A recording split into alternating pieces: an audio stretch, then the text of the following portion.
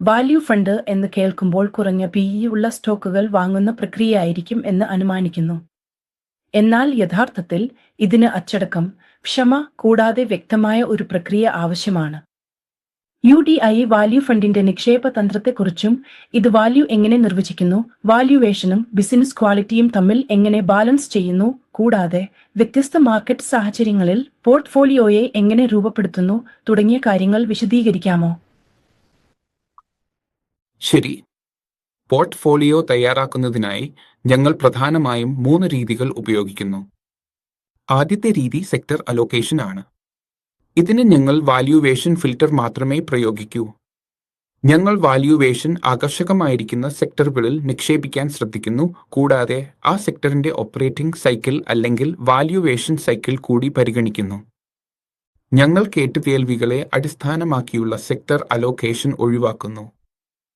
നിങ്ങൾ കാണുന്നതുപോലെ കാലക്രമേണ ഇതിൽ ഞങ്ങൾ മാറ്റങ്ങൾ വരുത്തിയിട്ടുണ്ട്. അതിനാൽ വാല്യൂവേഷൻ അനുസരിച്ച് ഓരോ സെക്ടറിലേക്കുള്ള നിക്ഷേപത്തിന്റെ തോത് കൂട്ടുകയോ കുറയ്ക്കുകയോ ചെയ്യുന്നതാണ് ചാർട്ട് വ്യക്തമാക്കുന്നത്. ഉദാഹരണത്തിന്, ഓട്ടോമൊബൈൽ സെക്ടറിൽ ഞങ്ങൾ വാല്യൂവേഷനിൽ എപ്പോഴും ജാഗ്രത പുലർത്തിയിട്ടുണ്ട്. കൂടാതെ വാല്യൂവേഷൻ യുക്തിസഹമായിരുന്ന സമയങ്ങളിൽ മാത്രമാണ് ഈ സെക്ടറിലെ ഞങ്ങളുടെ അലോക്കേഷൻ വർദ്ധിപ്പിച്ചത്.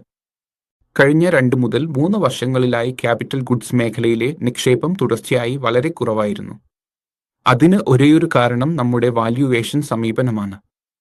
അതിനാൽ ഗ്രോത്ത് അധിഷ്ഠിത സെക്ടറുകളുടെ വാല്യൂവേഷൻ മനസ്സിലാക്കാൻ ഞങ്ങൾ അനുമാനിച്ച ഗ്രോത്ത് വിലയിരുത്തുകയും ചരിത്രപരമായി ആ വാല്യൂവേഷനുകളിൽ എങ്ങനെ ഗ്രോത്ത് പ്രകടമായിട്ടുണ്ട് എന്ന് പരിശോധിക്കുകയും ചെയ്യുന്നു. അതോടൊപ്പം മാർക്കറ്റ് വില എന്താണ് സൂചിപ്പിക്കുന്നത് എന്നും ഞങ്ങൾ വിലയിരുത്തുന്നു. അസറ്റ് ഓറിയന്റഡ് സെക്ടറുകളിൽ വാല്യൂവേഷൻ മാനദണ്ഡമായി പ്രൈസ് ടു ബുക്ക് പരിഗണിക്കുന്നു. ഉദാഹരണത്തിന് പറയുകയാണെങ്കിൽ, കഴിഞ്ഞ ഒരു വർഷത്തിനിടെ BFSI IT സെക്ടറുകളിൽ ഉള്ള നമ്മുടെ അലോക്കേഷൻ കാണിക്കുന്നത് സെക്ടറൽ അലോക്കേഷനിൽ ഞങ്ങളുടെ പ്രധാന ശ്രദ്ധ വാല്യൂവേഷനിലായിരുന്നു എന്നതാണ്. അതുപോലെ മെറ്റൽസ് സെക്ടറിൽ അടുത്തിടെ ഉണ്ടായ ലാഭവും അതേ രീതിയിലായിരുന്നു. വാല്യൂവേഷൻ ഉയർന്നപ്പോൾ ഒരു സെക്ടറിലെ വലിയ നിക്ഷേപത്തിൽ നിന്ന് ചെറിയ നിക്ഷേപത്തിലേക്ക് ഞങ്ങൾ മാറുന്നു. ഞങ്ങൾ ഉപയോഗിക്കുന്ന രണ്ടാമത്തെ രീതിയെ അസിമെട്രിക് ബാർബെൽ സമീപനം എന്ന് വിളിക്കുന്നു.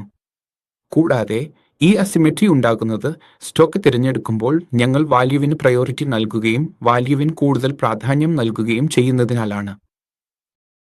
ഇവിടെ നാം ഗ്രോത്ത് സ്റ്റോക്കുകളും സൈക്ലിക്കൽ സ്റ്റോക്കുകളും രണ്ടും വാങ്ങുന്നു. പക്ഷേ ഞങ്ങൾ സൈക്ലിക്കൽ സ്റ്റോക്കുകൾ വാങ്ങുമ്പോൾ ഒരു കോൺട്രാസ്റ്റ് സ്ട്രാറ്റജി സ്വീകരിക്കുന്നു.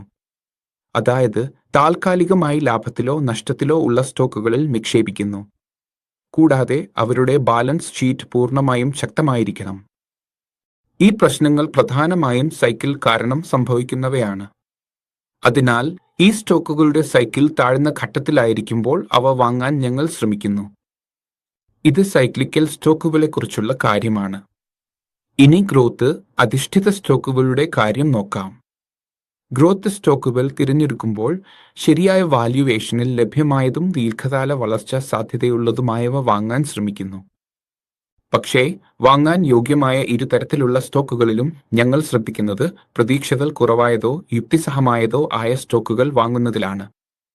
നാം സ്റ്റോക്കുകൾ, മൊമെന്റം എന്നിവ പിന്തുടരുന്നതിൽ ശ്രദ്ധ കേന്ദ്രീകരിക്കുന്നില്ല, കൂടാതെ മൊമെന്റം അധിഷ്ഠിത സ്റ്റോക്കുകൾ വാങ്ങുന്നത് ഒഴിവാക്കുന്നു. മൂന്നാമത്തെ സമീപനം large cap, mid cap, small cap എന്നിങ്ങനെ എല്ലാത്തരം മാർക്കറ്റ് ക്യാപ്പുകളിലും നിക്ഷേപിക്കുന്നതാണ്. എവിടെയെങ്കിലും വാല്യൂവേഷൻ യുക്തിസഹമാണെന്ന് തോന്നുമ്പോൾ അവിടെ ഞങ്ങൾ മാർക്കറ്റ് ക്യാപ് അലോക്കേഷൻ മാറ്റാൻ ശ്രമിക്കുന്നു. പക്ഷേ ഈ രീതി ഇപ്പോൾ ഞങ്ങൾ അധികം ഉപയോഗിക്കുന്നില്ല. Large cap valuation mid, small ക്യാപ്പുകളേക്കാൾ കൂടുതൽ സുരക്ഷിതമാണെന്ന് ഞങ്ങൾ കരുതുന്നുണ്ടെങ്കിലും കഴിഞ്ഞ 1 മുതൽ 2 വർഷം വരെ മിഡ്, സ്മോൾ ക്യാപ്പുകളിലേക്കുള്ള ഞങ്ങളുടെ അലോക്കേഷൻ ഏകദേശം 30 മുതൽ 35% വരെ ആയിരുന്നു. നാം ഡ്യൂറബിൾ സെക്ടറുകളിൽ അലോക്കേഷൻ ചെയ്തിട്ടുണ്ട് എന്നത് ശ്രദ്ധിക്കുക. അവ പ്രധാനമായും സ്മോൾ ക്യാപ്പ് അടിസ്ഥാനത്തിലുള്ള സെക്ടറുകളാണ്. ഇപ്പോൾ അവയുടെ സൈക്കിൾ താഴേക്ക് പോകുകയാണ്. അതോടൊപ്പം ഓരോ 6 മാസത്തിലൊരിക്കൽ നടക്കുന്ന മാർക്കറ്റ് ക്യാപ്പ് മാറ്റങ്ങളും മാർക്കറ്റ് ക്യാപ്പ് എക്സ്പോഷറിന്റെ കണക്കുകളെ ബാധിക്കുന്നു എന്ന് മനസ്സിലാക്കുക. പോർട്ട്ഫോളിയോ രൂപപ്പെടുത്താൻ ഞങ്ങൾ ഉപയോഗിക്കുന്ന 3 പ്രധാന രീതികൾ ഇവയാണ്.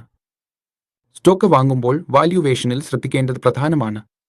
മറ്റ് സ്റ്റോക്കുകളുമായി താരതമ്യം ചെയ്തോ നേരിട്ട് വാല്യുവേഷനെ അടിസ്ഥാനമാക്കിയോ അതിന്റെ ചരിത്രം ഉപയോഗിച്ചോ ഇത് ചെയ്യാം.